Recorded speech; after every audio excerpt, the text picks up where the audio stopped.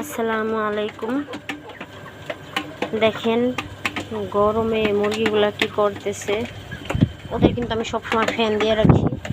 এই যে দেখেন অনেক বড় ফ্যান দেওয়া আছে এখানে, তাও ওদের গরম লাগে কারণ প্রচণ্ড গরম যেহেতু। আর দুপুরবেলা যারা আমার মতো এমন শখে মুরগি পালেন কয়েকটা, অনেকে আছে আরও অনেক বেশি পালেন বা কম পালেন, কিন্তু চেষ্টা করবেন এই গরমের সময় দুপুরবেলা মুরগিরে শাক দেওয়ার।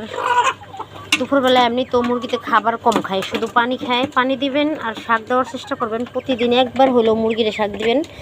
যারা গ্রামের দিকে থাকেন তাদের তো কোনো সমস্যাই নেই, খেতে পুষ্করিণীর পরে অ্যাভেলেবেল কলমি শাক, হেঁচি শাক পাওয়া যায়, ওখান থেকে আইনা দিবেন।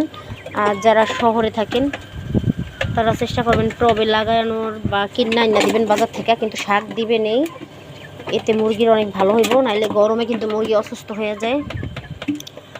আর আমি কিন্তু শাক কখনো কিনে আইনা দেই না, কারণ আমি ছাদে টবে গাছ লাগাইছি, সেখান থেকে আমার মুরগির আমি প্রতিদিন শাক দিই। দেখেন শাকগুলা কীভাবে কুচাইয়া দিছি আর মুরগিতে খাইতেছে, মাশাল্লাহ। বাতাসে ওদের ইগুলো উঠতেছে। এই যে কাজ করে না,